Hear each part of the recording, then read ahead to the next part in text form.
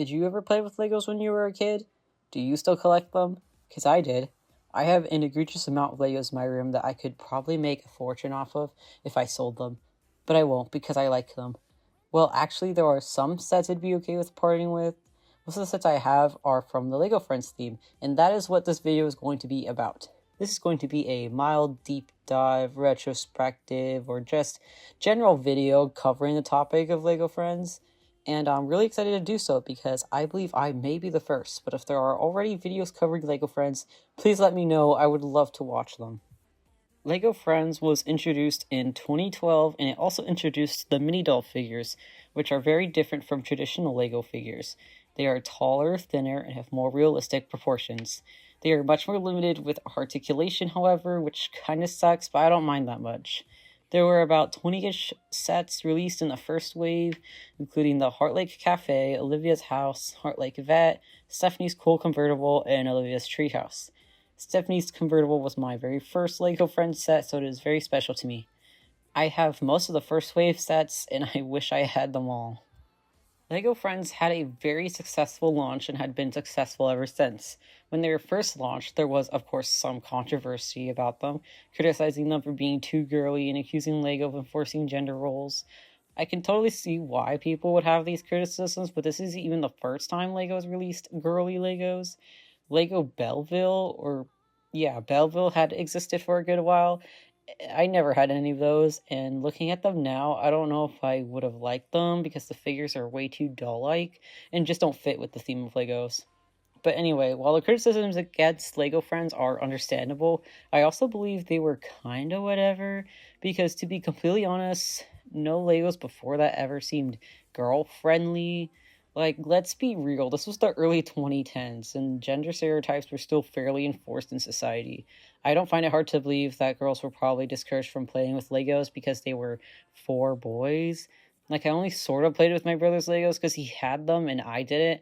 The only Legos I had at the time was a pink tub of Legos because, my mom saw it was pink and for girls and gave it to me.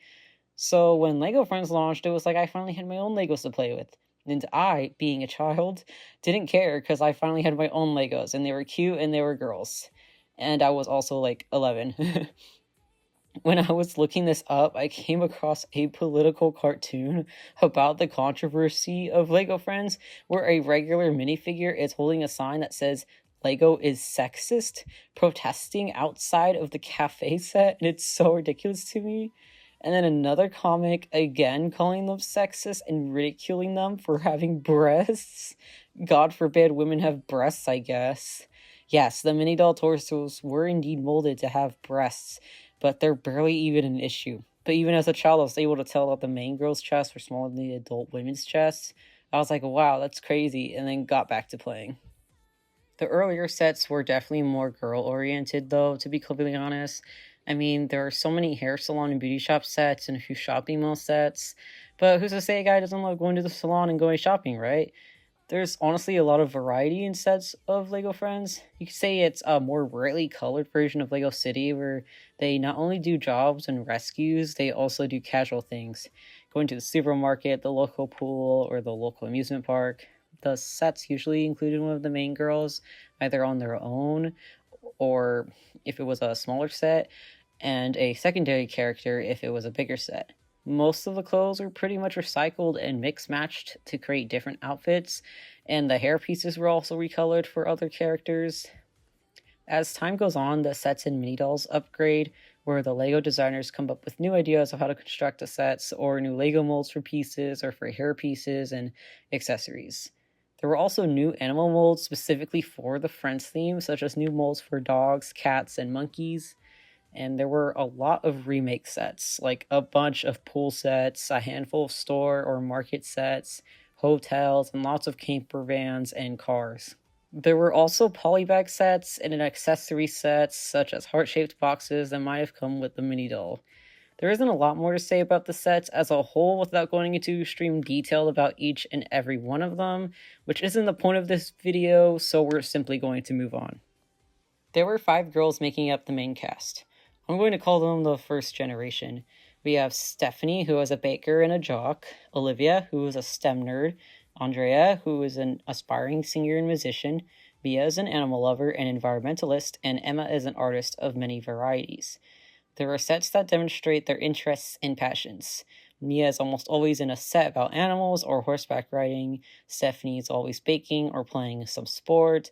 Olivia is always tinkering and experimenting. Andrea is always singing or performing.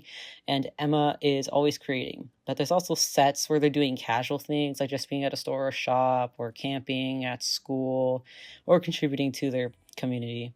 These girls were real advocates of everything. I wish they were real. Where are the Lego friends when we need them? There was a CG animated series to go along with the sets called Friends of Heart Lake City. The first series is on Tubi, by the way, if you're interested in watching it. It's a fairly simple episodic show. All episodes are about 22 minutes in length.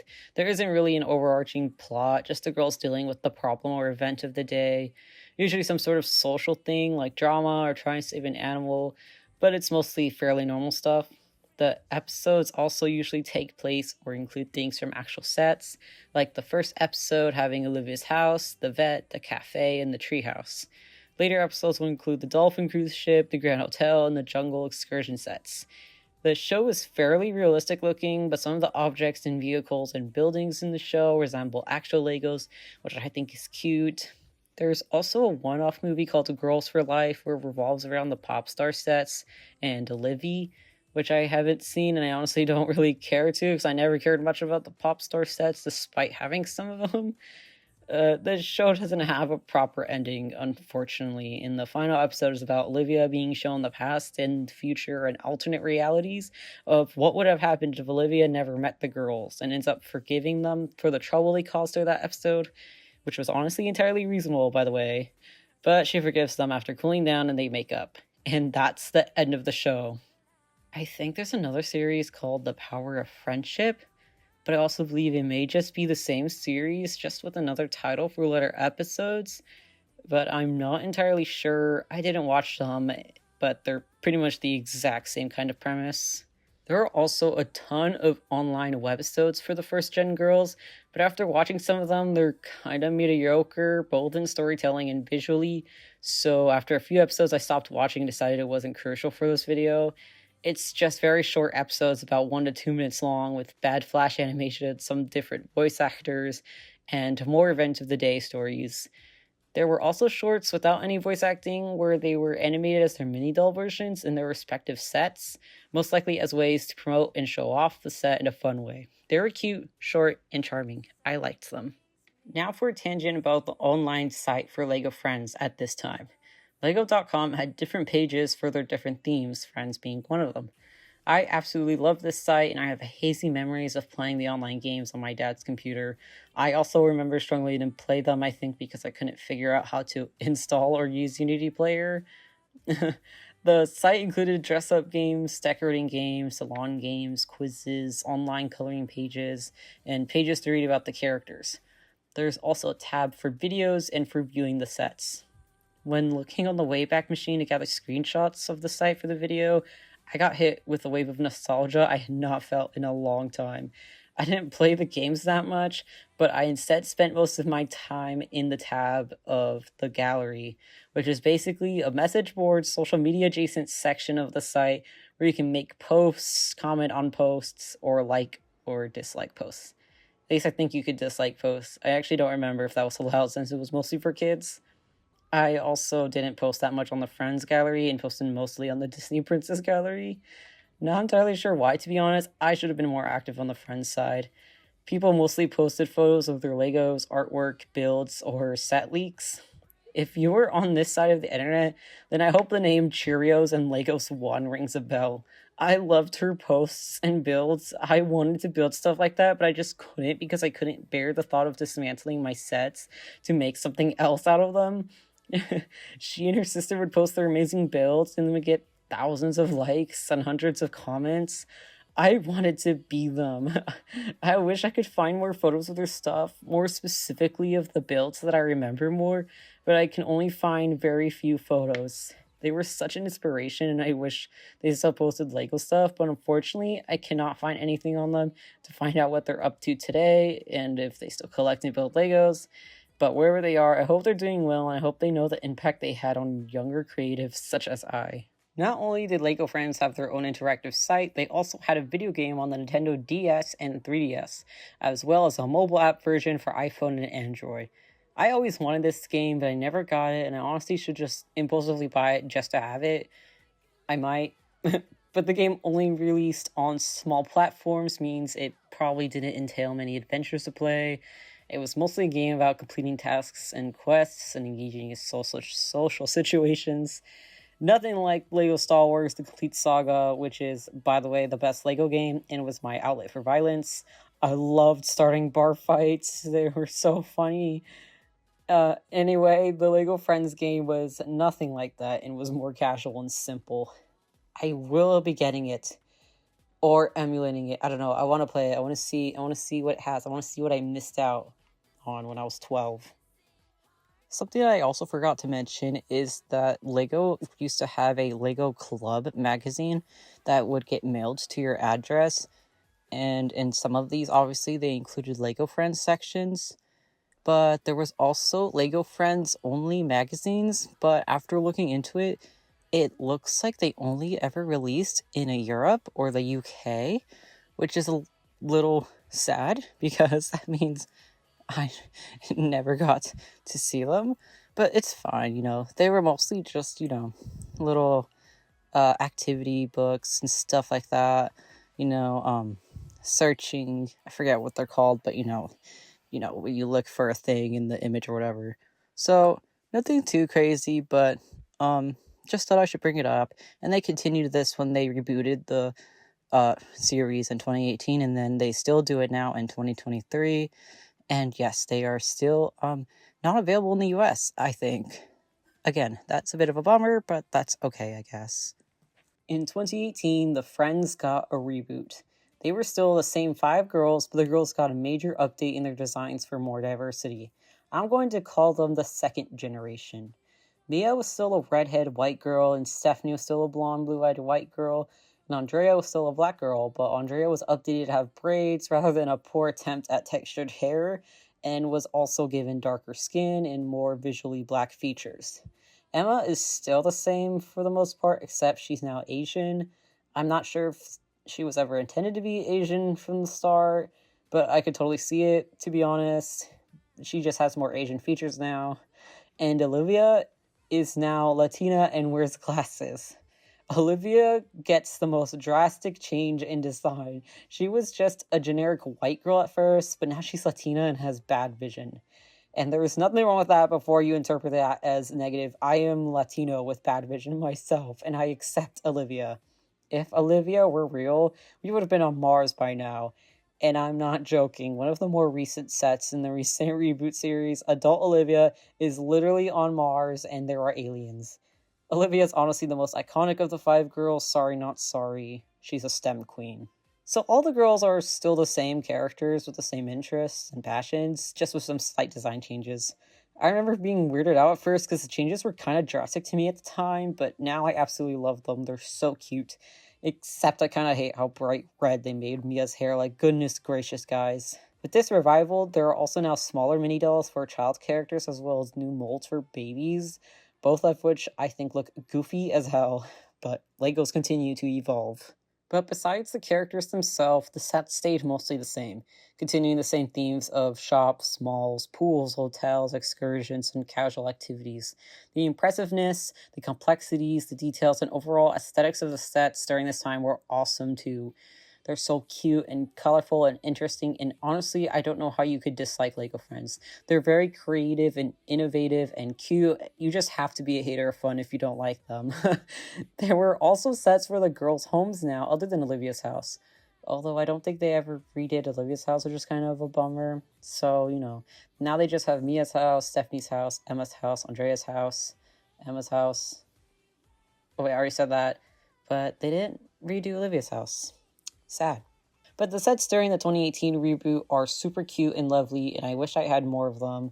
There were sets such as the Friendship Treehouse, Mia's Treehouse, Emma's Art Studio, and the bedrooms of the girls. This era also included accessory sets and polybags. Honestly, again, not a lot to say about the sets as a whole without going into extreme detail about each individual set, so we're going to move on. There was once again another CG animated series to go along with the sets called Girls on a Mission, and I actually really liked this series. I think it was very well animated and well written. The quality was a lot better visually. It was like they got a bigger budget this time around. This show was also fairly episodic with event of the day storylines, with episodes being about 22 minutes long. You can watch all episodes on YouTube as well as on Amazon, I believe. It also sort of had an overarching plot in each season, but mostly just recurring and just a recurring antagonist. Oh my gosh. In season 1, there was Dr. Alva, who was a rich engineer who wanted to make a city of the future and replace humans with robots. So she's always doing stuff, trying to sneak robots into daily life stuff, and of course is always getting stopped by the girls. She also has 2 comedy relief sidekicks named Ricky and Joey, who can never get their job done, and they also have a chihuahua named Sherlock. None of these characters are in any sets, by the way. They're show-exclusive antagonists. In season 2, they're still antagonists, except the lead is now a guy named Carter, who is also an evil rich man who wants to build an underwater hotel, and is also after some treasure that is buried somewhere beneath Heart Lake. The girls want to stop him because it's a stupid concept, obviously, and also it's bad for the environment and ruining marine life. Dr. Alba becomes the main antagonist again in season 3, but she appears less often. There are other recurring characters in the show, such as Ethan and River, who are Emma and Mia's love interests, respectively. In the first season, a continuous storyline was when the girls started going go-karting and entered a race against Nikki, the best go-karter around. It would end up being Mia who faces her off in the final race. And in the second season, this continuous storyline is the girls trying to find the buried treasure that Carter is after to find it before he does. And in the third season, the girls are repeatedly out in the jungle caring for animals and having jungle adventures. In the fourth season, which is the shortest, the girls participate in the circus that's in town. And the very last episode of the season and series is very disappointing. It ends the circus arc, sure, but for it to also be the ending of the series was awful. Because River decides to leave with the circus, so Mia has to part with her mutual crush, and that's it. And that's how the show ends. Girls on a Mission doesn't get a proper ending, and I don't know why, and I'm kind of really upset about it. Like, all these years later, it's a little late to be upset about it, but I'm upset about it now, and I would have been upset about it then. Why didn't they give Girls on a Mission a proper ending? What the H, guys? There were a few episodes of a short series called Heart Lake Stories where they stray away from the realistic style and go with the mini doll style. There are episode-length videos on YouTube of some random stories that don't really connect with one another, except for the last episode, I think. The last episode is called The Final Countdown, where the girls are discussing how they need to study for their finals and college applications, and Stephanie is stressed because this means they'll be graduating soon and might never see each other again. So she tries to plan a sleepover and keeps distracting and interrupting them from their very important studies and projects, trying to get them to play along. I think it's kind of out of character. In my opinion, it just seems like something Stephanie would not do. Stephanie knows her shit, and I think she would not be the one to pull this. If anything, it seems like something Emma or maybe even Andrea would do. I don't know. The episode ends, though, when they make up and they get a bit emotional about how good friends they are, how many things they've done together, and that even if they may never see each other again, they'll always be best friends forever. And then they all leave, heading out to their respective studies or journeys. A very bittersweet end to the original cast of Lego Friends. Watching this episode made me a little sad because I had just recently graduated from college, so I was like... Other than the Heart Lake Stories, there were also shorts showcasing and promoting sets at this time, the same way there was for the older sets, and they were also very cute and charming. The site for Lego Friends was still around as well, but with some differences. I can't find any online games except for Heart Lake Rush, which appears to be a driving game like Subway Surfers, which is still available to play. And there were still tabs for videos and episodes and the sets, and tabs to learn more about the cast, but no games or quizzes to play, I believe. At least none that I could find on the Wayback Machine. Maybe there was, and I just didn't look too hard, but I mean, if there were any games, I would assume they'd be the same thing of dress-up and decorating games. The gallery was also long gone by this time, and that is a tragedy to me. In 2023, there are new LEGO friends to meet. Instead of a cast of 5 girls, we now have a cast of 8 friends. Not only do we get new characters, but we also get a new logo, a much more neutral logo that strays from the original purple and cursive logo the theme had sported for so long. This is a huge change that I totally welcome because I love the sets. LEGO continues to make awesome sets and cute buildings and cute designs. This new generation is called The Next Chapter. The new cast we have is very diverse and unique. We have Leanne, who has ADHD and is an artist, Nova, who is a blunt gamer and engineer, Zach, who is an athlete who also loves performing, Leo, a skilled cook and baker and soccer player, Aaliyah, who is very determined and great at negotiating and smarts, Autumn, an animal lover with the limb difference, Ollie, a fashion designer who loves fame and the spotlight, and Paisley, a shy and anxious girl who loves music and singing. So many more characters to get to know and relate to. I personally latched on to Leo because he is Latino like I am. But I'm also pretty attached to Leanne because I'm also an artist who low-key has ADD. Not ADHD though, because I've never really been a hyperactive person. But anyway, the cast is now much larger and now includes boys, so that's cool. When working on this reboot, LEGO wanted to make the theme more gender neutral and make it appeal more to everyone, and to make it more inclusive and representative of different kinds of people, hence the drastic changes in style and cast. Now people can't attack it for being the girly Legos, because it's more explicitly for everyone now. Now the girly Legos are the Disney princess sets, lol.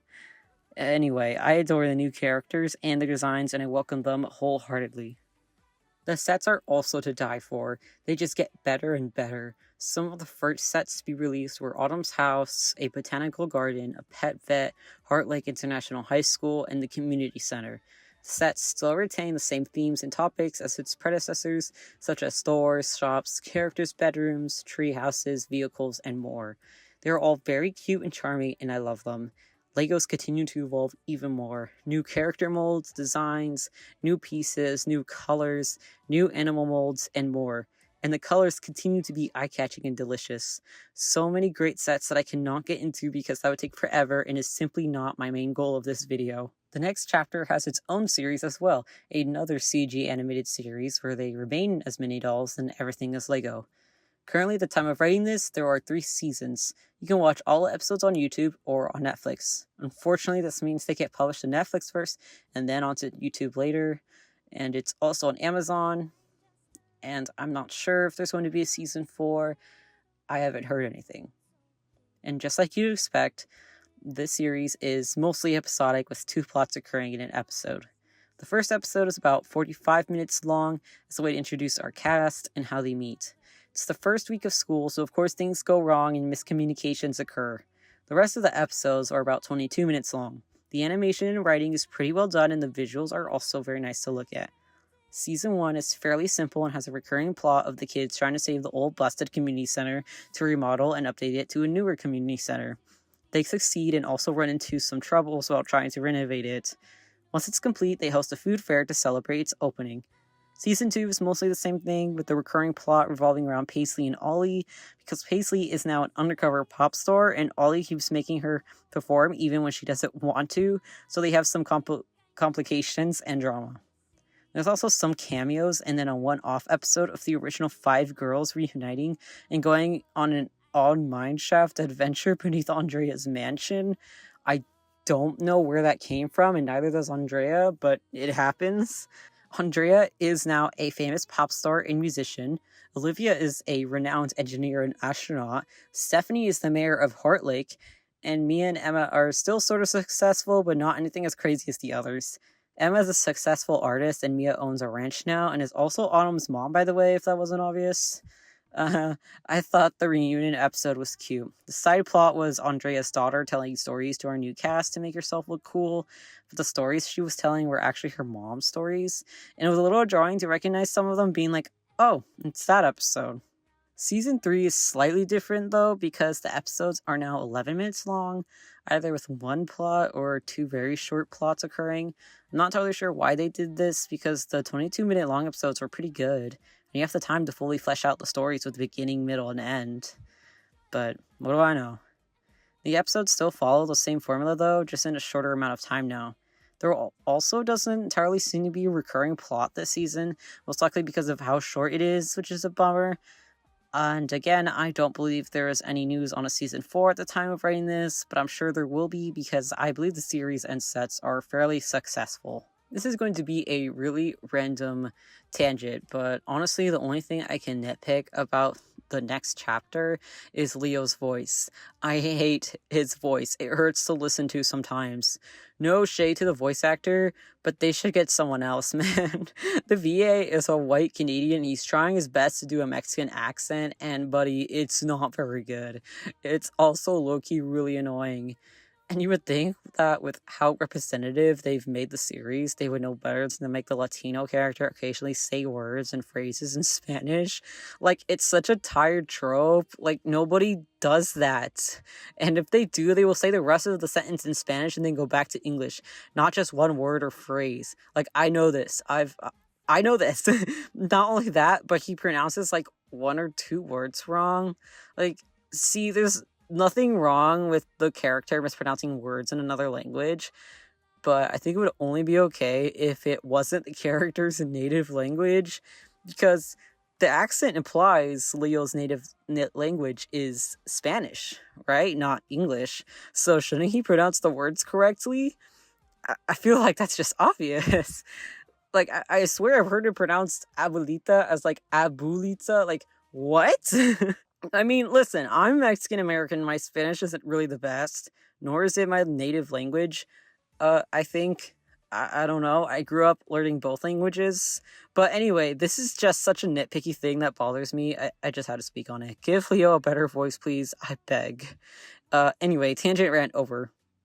Okay, so I don't remember if I mentioned this later or earlier, but I'm trying to draw, or well, by this point I've already finished the drawing, but when looking at ref photos, of the next chapter cast, there are inconsistencies with the designs where the show design is just very slightly different than the Lego design and also like promo art design, where there are some slight obvious differences, like Nova having striped shirt in the show, but the figure does not have the stripes.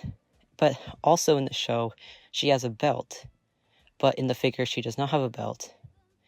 And then another inconsistency is Leanne, where the sleeves on her jacket, there are like two weird stripes on like her arms, on her sleeves, but in the figure, there isn't.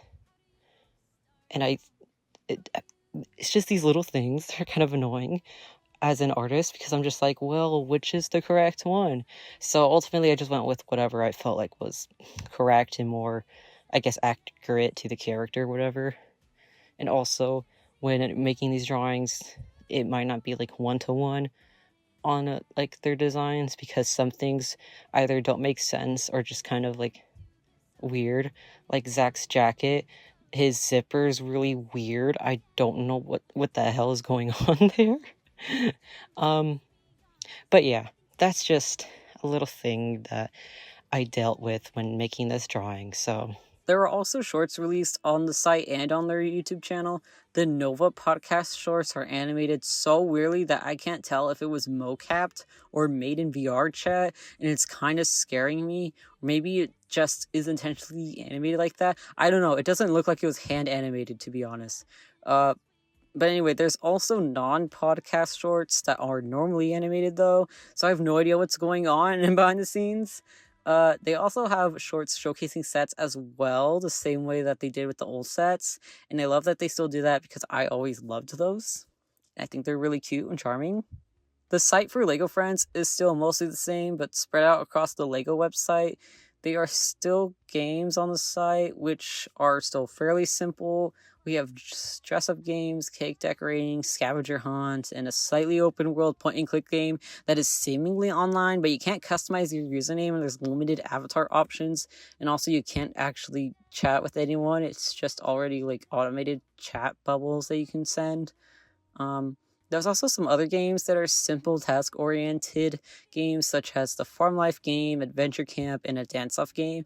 I've tried playing these games a little, and they're really simple and manageable, and the Adventure Camp game kept lagging on my poor laptop. I think the Adventure Camp and Dance-Off game glitched on my laptop because the screen was kind of cropped instead of full screen, but that's okay. I managed to sort of play it and I got the idea. There aren't really any quizzes on the site, but there's still some pages for you to browse to learn about the characters, and they have sections for the videos and sets. There's still no gallery, but by this time now, instead, LEGO has their own apps and platforms for photo and post sharing. But of course, they are monitored and very restricted, so it's not like you could post some crazy LEGO stuff on there. Okay, well, that concludes the video. This is the first video that I've done like this, and I'm glad I ended up scripting it because I was originally going to just ramble to my microphone, but there's so many things that I would not have talked about. I would have forgotten about everything I wanted to talk about. And since this is my first video, it's going to be a bit messy and wonky, and I guess I didn't really think about good ways to transition from different sections into other ones and just kind of talking. So I'm very sorry about that, but I hope it wasn't too bad, and I hope it was tolerable. And I hope the speed paints were fun for you to watch as well. The designs aren't exactly one-to-one with their official designs because outside of their animated shows, some of the color combinations don't look very good to me, or there's inconsistencies, like how in promo art and in Lego form, Olivia has her hair down, but in the show, she has her hair in a braid, and I'm not entirely sure why. But anyway, I had a fun time watching the shows because I hadn't actually watched them all before now, and it's crazy to see how much it's changed and evolved. And I thought, since I've been a fan since the sets first released, that I'd be a good contender to give a decent rundown on the franchise. I would have loved to have gone into more detail and showed more visuals, but I wanted to start out small, and I would also have to learn all those things, and also I'm not entirely sure how well my laptop will be able to handle all that. And this isn't that dense of a topic, so I thought it'd be pretty easy to talk about and make a video about. I just also need to download an editing program that isn't Windows Movie Maker. So to wrap this video up, I want to say thank you for watching. I hope you enjoyed it, and if you want more videos like this by me, then you should just subscribe, please. I cannot promise frequent uploads, however, but I do have other video topics in mind. And since I don't have school anymore, except for work, then I should be able to actually make these videos, and I'm excited to do that. And again, I must reiterate, I apologize if my speaking or mic quality is really janky and annoying. This is my very first time doing this, so it's a learning process. So again, thank you so much for watching, and I hope you'll join me next time. Bye!